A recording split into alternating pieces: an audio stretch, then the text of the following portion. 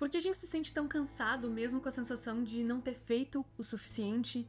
E é como se a gente nunca desse o nosso melhor, como se a gente sempre precisasse culpar alguém ou culpar nós mesmos, e esse sentimento de culpa, frustração e insuficiência fica nos rondando. Esse vídeo, ele é um conjunto com um vídeo de 5 hábitos que você precisa eliminar, e é justamente um aparato de diversos artigos científicos, de artigos seja da terapia cognitivo-comportamental, quanto também artigos de neurociência, que trazem algumas visões muito importantes e principalmente baseadas em evidência, de estudos e experimentos, coisas que a gente também consegue aplicar de forma prática na nossa vida. Então, eu tentei reunir nesses dois, você não precisa assistir eles numa ordem específica, mas eu recomendo que você também assista dos 5 hábitos que você quer eliminar, porque ele explica o modelo cognitivo, então é a forma com que a terapia cognitivo-comportamental enxerga os nossos processos de comportamento, nossos processos de visão de mundo a respeito de si, do outro, e como a gente formula a nossa visão de realidade. Então é bem interessante você saber disso para você também poder identificar os seus modelos cognitivos a partir dali. E esse eu vou tentar trazer alguns pontos ao redor, alguns pontos que são importantes também para além do modelo cognitivo. Então eles formam aí um conjuntinho de 2 vídeos bem importantes para se você quiser fazer um giro na sua vida, tentar mudar de alguma forma ou tentar melhorar a sua qualidade de vida, nem que seja um pouquinho. Eu sou Lisa Guerra, psicóloga, e antes de eu conhecer alguns estudos científicos, antes de eu também adentrar no estudo da psicologia, eu também me sentia com essas sensações de insuficiência, ainda sinto, não me livrei disso completamente, porque a vida não é linear, né? Às vezes a gente tá bem, às vezes a gente tá mal, a gente fica se comparando também, acho que é natural a gente se comparar tanto com a gente mesmo do passado, de quem a gente quer ser, quanto com outra pessoa da sua área e afins. Então é um sentimento comum, assim, ninguém tá imune, e mesmo depois de aplicar essas ferramentas, talvez você não fique também imune, mas você pelo menos entenda por que tá acontecendo, e assim você consegue frear com mais agilidade quando isso vier. E isso é o meu principal objetivo com esses estudos e com essa psicoeducação que a gente chama, que é tentar mostrar pra você as causas, como sua cabeça funciona, e a partir daí você conseguir ser alguém que consegue se autogerir melhor. Isso é muito importante porque muitas áreas da nossa vida acabam ficando impactadas e são entrelaçadas no sentido de vida profissional e vida pessoal.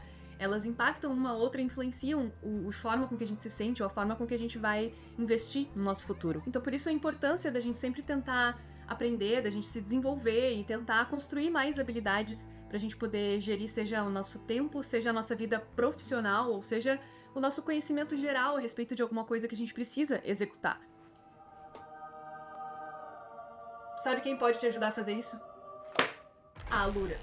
Quando a gente fala de vida profissional, a Alura é uma excelente escolha, porque ela é a maior escola de tecnologia do Brasil e ela tem diversos cursos na área tech para você que quer começar uma carreira, fazer uma transição ou até mesmo se aprofundar em mais conteúdos e mais conhecimento para enriquecer a sua área profissional. É uma variedade que vai desde programação, data science, front-end, back-end, gestão e inovação. Então esse também é muito específico para a recomendação desse vídeo, porque ele tem várias aulas que falam sobre comunicação, sobre como se comunicar de forma mais assertiva, então também é um bom complemento e fica de indicação especificamente esse. E não, você não precisa escolher apenas um deles, porque com apenas uma matrícula da Alura você tem acesso a uma plataforma inteira com todos eles ali disponíveis por 1 ano. Outra coisa que vale muito a pena mencionar é a comunidade da Alura, com vários alunos e alunas compartilhando seus conhecimentos, aprendendo juntos, e sem falar que a partir do plano Pro você tem acesso à Luri, a inteligência artificial da Alura, que vai te ajudar com estudos, desafios e também te indicando cursos conforme a sua necessidade, os seus desejos e aptidões. Você pode aproveitar que a Alura deu 15% de desconto para nossa comunidade usando o cupom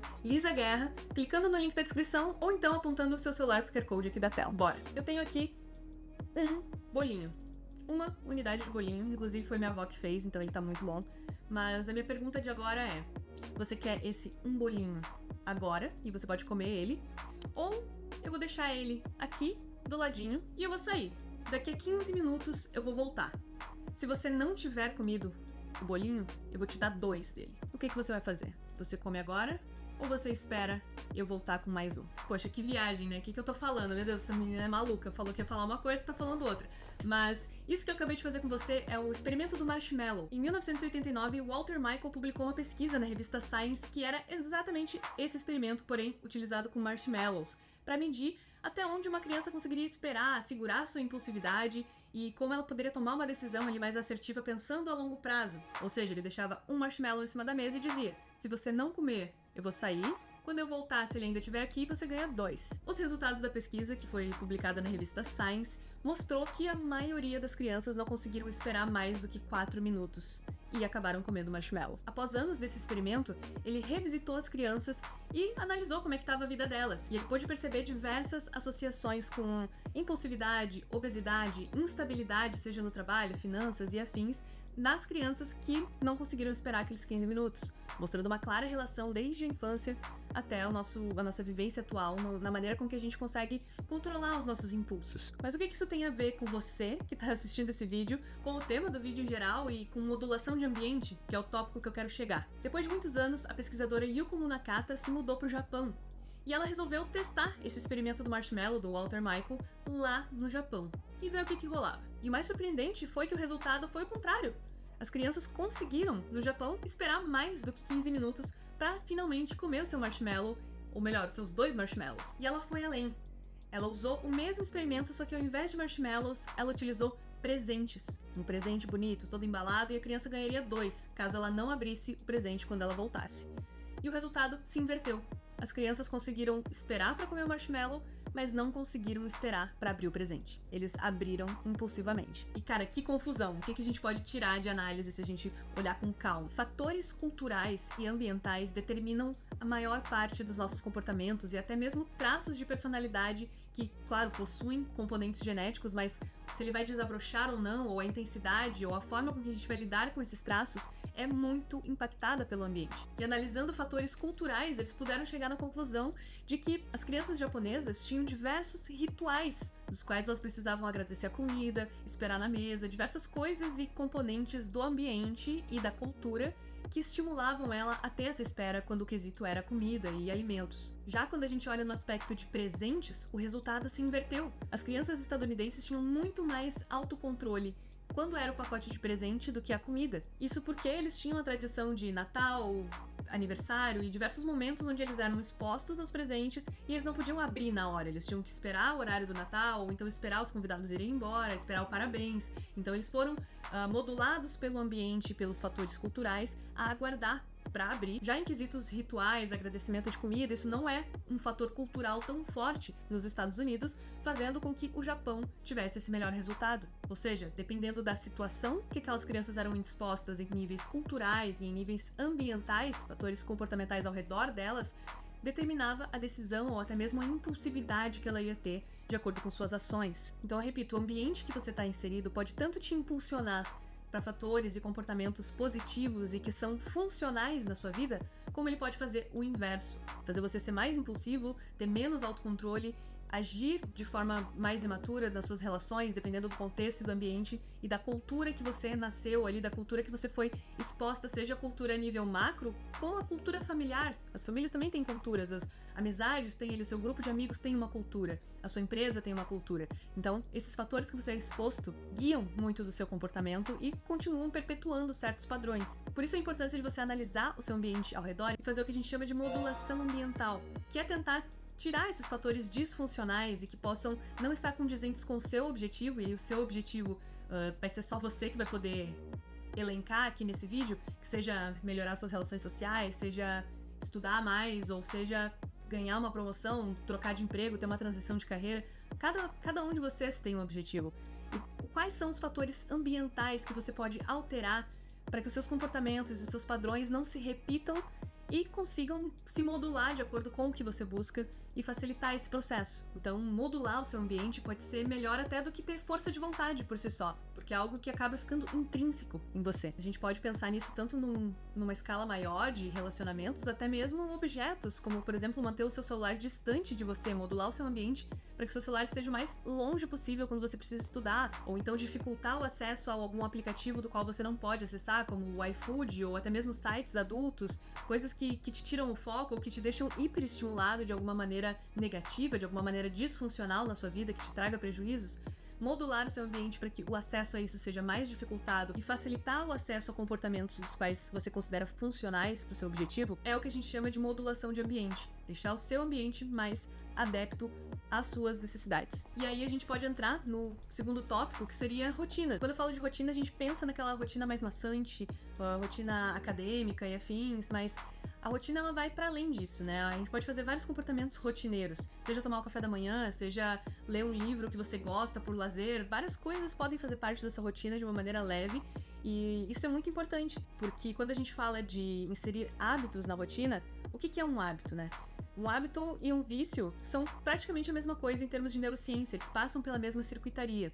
A diferença entre hábito e vício é que hábito é algo que pode ser funcional e que é um comportamento executado, já o vício é um hábito que se tornou disfuncional, que te traz prejuízo, que deixa as outras áreas da sua vida em haver e que te causa uma certa dependência. Então, juntando esse conhecimento de vício e hábito com a modulação ambiental, você vai conseguir ter uma clareza maior do que você precisa afastar no seu ambiente e o que você precisa trazer para mais perto no seu ambiente.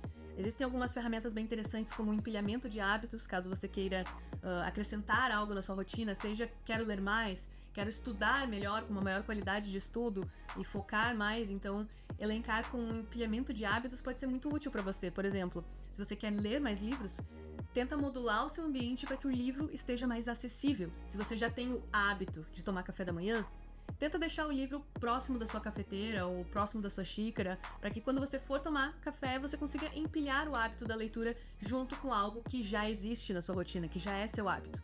Por exemplo, um médico que vai recomendar às vezes um remédio muito importante e diz, toma junto com o café da manhã.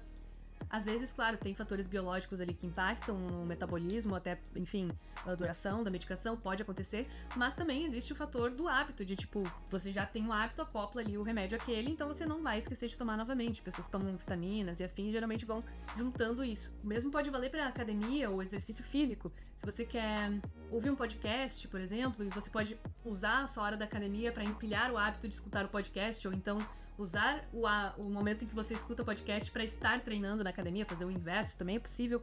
Ou então, se você tem o costume de ir em algum lugar para comprar alguma coisa no mercado e afins, você pode utilizar o trajeto, o percurso para fazer a sua corrida, por exemplo. Diversas maneiras diferentes de você adaptar, mas só você vai conseguir fazer isso na sua rotina. Caso você queira algumas dicas mais práticas e mais divertidas de como ver sentido também nesses hábitos e nessas ações, a gente tem um vídeo sobre como gamificar a sua vida, mas ele não é na lógica de produtividade tóxica e como deixar o ambiente mais ansiogênico para você bater as metas. Não é isso.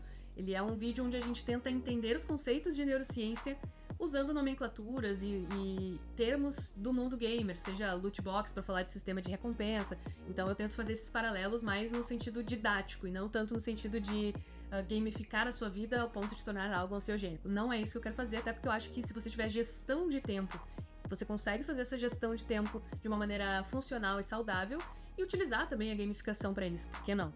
Mas é claro que tudo tem limite, então a gente tenta ensinar isso com um pouco mais de cuidado e tá tudo ali no vídeo discriminado. Então, se você quer implementar hábitos, rotina e entender a importância de ver isso de uma forma onde você veja valor e motivação, esse vídeo pode ser uma boa recomendação para você também. Terceiro ponto, que eu acho super importante, inclusive, é relacionamentos. E quando eu falo de relacionamentos, eu gosto de pensar numa pesquisa muito interessante de Harvard, que é um dos estudos de desenvolvimento humano mais longos da história. Ele durou simplesmente 74 anos. E durante esses 74 anos, 724 homens foram acompanhados ao longo da sua vida. Então eles traziam exames médicos, eles respondiam questionários, faziam avaliações sobre como estava a vida, sobre como estava a família, a profissão. Os parentes eram entrevistados sobre como aquela pessoa podia estar. E muita coisa interessante foi descoberta nesse estudo ao longo da vida de tantas pessoas. E após páginas e páginas e páginas de arquivo, os pesquisadores puderam concluir que boas relações os mantiveram mais felizes e saudáveis. E percebe que eu tô falando boas relações, e não muitas relações. Tem uma diferença aí, mas muita gente acaba confundindo pelo senso comum. A sua qualidade de vida, de relacionamentos e vida social, ela não depende do seu número, de quantas pessoas você tem, de quantas pessoas você interage, de quantas pessoas tem na sua lista de contatos, mas sim a qualidade que você sente, ou melhor, a sua autopercepção de qualidade nessas relações. Então, seja sua família, amigos, a sua comunidade em geral, a maioria dos participantes que tiveram maior satisfação ao longo da sua vida em termos de relacionamentos puderam ser associados a maiores níveis de felicidade, autorrealização e até mesmo sua saúde física e expectativa de vida puderam ser associadas a esses fatores. Aqueles participantes que apresentaram maior isolamento social e uma dificuldade de conexões com maior qualidade demonstraram não só uma maior taxa de mortalidade ao longo desses 74 anos, como também as suas funções cognitivas e até mesmo físicas foram decaindo mais rápido. Então a gente pode tentar entender o que nos mantém felizes. Conexão, realização e principalmente o seu senso de valor dentro de uma relação. Como você se sente, qual é o termômetro de qualidade que as suas relações estão tendo. Então elas não precisam ser numerosas, mas a sua satisfação ao estar nelas e a sua consciência ao estar nelas é muito mais significativo e pode ser relacionado a diversos outros fatores em termos de qualidade de vida. A gente tem esse estudo muito interessante. Ele tem também uma palestra no TED Talks do cara que é um dos últimos coordenadores, né? Afinal, foi uma pesquisa de 74 anos, então diversos coordenadores acabaram passando por ela, mas um dos últimos coordenadores ali fez uma palestra no TED Talks maravilhosa que eu recomendo, vou deixar aqui na descrição para caso você queira se aprofundar um pouco mais nessa pesquisa. Então é muito importante a gente ter essa diferenciação, né, de solidão e solitude. Solitude é você ter relações, se sentir bem com elas, ter boas relações, mesmo em menores números, e estar bem quando está sozinho, continua se sentindo bem. Já a solidão é você ter essa sensação de escassez de relações, é não gostar de estar sozinho por se sentir muito solitário e por não ter essa qualidade de conexão. Então a solitude nem sempre vai ser um problema, a solidão sim. E sim, fatores ambientais, como a gente estava comentando, também impactam em sentimento de solidão em si. Até porque o Japão, por exemplo, que é o país que a gente estava comentando ali dos 2 estudos iniciais, ele tem uma perspectiva maior em termos de solidão. As pessoas lá se sentem mais sozinhas, tanto que foi o primeiro país a eleger o ministro da solidão. E não é esse aqui. É esse aqui. Essa piada eu já usei em mais de um vídeo, mas eu gosto muito dela. Claro, existem muitos outros fatores que também impactam a nossa vida, seja positivamente ou seja de forma que a gente precisa alterar para que a gente se sinta melhor, mas eu achei que foram pontos muito importantes também de trazer em termos de neurociência e pesquisas muito bem embasadas, muito bem qualificadas, que eu vou deixar também aqui na descrição sempre, e que você pode pelo menos entender, caso você não consiga aplicar na sua vida, saber que esse caminho é produtivo, que esse caminho é importante nas suas relações e qualidade de vida, já é algo, entendeu? Saber o motivo, entender e dar sentido por que você busca ou para suas ações e entender o porquê aquilo é importante, já é o primeiro passo para que em algum momento você consiga implementar na sua vida. Então também não precisa se cobrar tanto, porque é um processo gradual. Então, saber da existência, entender o sentido e a importância desses passos já é algo a se sentir bem com. Então já se sinta um pouco realizado e um pouco mais próximo do que você deseja ou da sua versão ideal de si. Falando sobre formas com que a gente acaba arruinando a nossa vida, a nossa rotina por essas sensações ruins e de culpa, eu trouxe 3 pontos importantes pra gente pensar como formas aí de dar um contrabalanceamento nisso, de tentar equilibrar melhor as coisas baseadas nesses estudos. Eu sou Lisa Guerra e obrigada pela atenção de sempre. Tchau!